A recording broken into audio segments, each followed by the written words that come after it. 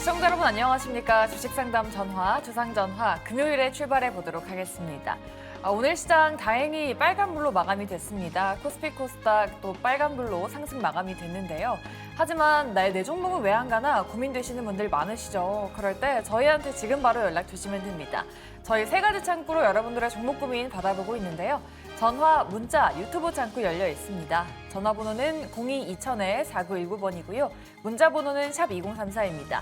이쪽으로 고민되시는 종목명, 매수가, 비중 보내주시면 저희 전문가분들께서 친절하게 상담 도와드릴 테니까요. 많은 연락 부탁드리도록 하겠습니다. 그리고 종목 상담뿐만 아니라 저희 여러분들의 계좌 포트폴리오 전반적인 상담도 도와드리고 있습니다. 문자 메시지 그리고 메일 주소로 여러분들 계좌 포트폴리오 전체적으로 보내주시면 또 저희가 상담 도와드리도록 할 테니까요. 여러분들의 많은 참여 부탁드리도록 하겠습니다. 자, 그럼 금요일의 주상전화 본격적으로 출발해 보도록 할 텐데요. 오늘 이 두 분과 함께 이야기 나눠보도록 할게요. 강현균 매니저 그리고 이청원 PB 나와 있습니다. 두 분 어서 오세요. 예, 안녕하십니까. 네, 오늘 저희는 두 분과 함께 이제 금요일이니까 다음 주 전략을 조금 든든하게 세워봐야겠죠. 두 분의 전략도 한번 들어보도록 할게요. 먼저 강현규 매니저님과 이야기 나눠볼게요. 오늘 장은 그래도 다행히 좀 잘 마감이 됐는데 네. 다음 주는 좀 이러한 기세를 이어갈 수 있을지 다음 주 좀 긍정적으로 보십니까?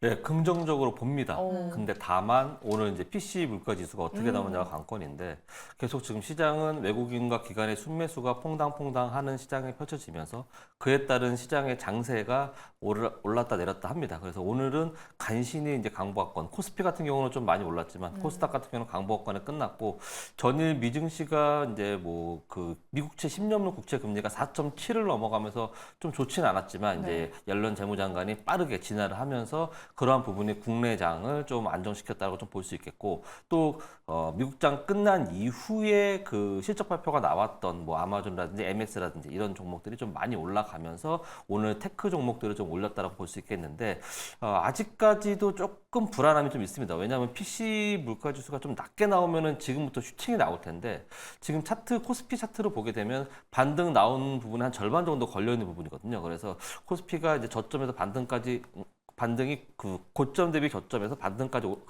절반까지 반등됐기 때문에 이 부분이 되게 중요한 변곡점이다 말씀드릴 수 있겠습니다. 그래서 저는 PC 물가 지수를 확인하고 그다음에 다음 주 긍정적으로 보긴 하지만 그래도 보수적 접근을 해보자. 왜냐하면 월말과 월초가 겹쳐지는 그런 구간이고 그다음에 5월 1일이 또 이제 근로자의 날이어서 또 하루 휴일이 있습니다. 그래서 휴일 전에 또 매도 물량, 차익 실현 물량이 나올 수 있는 매도 물량이 나올 수 있기 때문에 다음 주 초반은 그래도 좀 약간 보수적으로 접근해보자라는 말씀을 드리도록 하겠습니다. 네, 알겠습니다. 일단 오늘 나온 PC 물가 지표를 잘 확인해보자라고 이렇게 말씀해 주셨고요.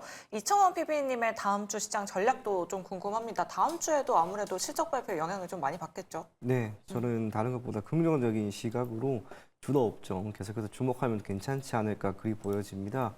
크게 세 가지를 우리가 지금은 체크해 볼 필요가 있습니다. 첫째로 우리 오늘 시장이 괜찮았습니다. 기저에는 GDP가 약세였다는 것, 하지만 이것을 이겨낼 수 있을 만한 기업들의 실적이 나왔다는 것이고요. 마지막은 역시나 PC인데요.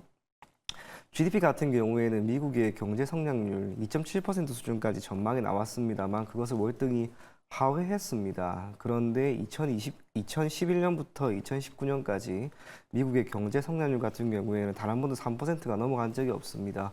그럼에도 불구하고 나스닥 기준 저점 대비 3배 이상이나 올랐습니다. 성장률이 3%가 되지 않는다고 해서 그게 문제가 될 부분은 없다고 보여지고요. 경제 규모가 커지면 커질수록 이것은 하향 조정될 겁니다. 앞으로는 1.5% 혹은 2% 그것도 결코 나쁜 수치가 아니다라고 하는 점에서 이번 발표를 온전히 다 부정적으로 볼 필요는 없을 것이다. 그렇게 생각이 되고요. PC도 결국에는 너무 높게 나오면 당연히 안 좋을 겁니다. 그런데 우리 시장이 이를 상당 부분 선반영했다라고 생각을 하고요. 올해 연초부터 발표되는 여러 가지 물가 지표 사실 다 안 좋았습니다. 하지만 우리 시장은 다 이겨냈고 올라가는 양상입니다. 4월에 조정이 세게 나왔습니다.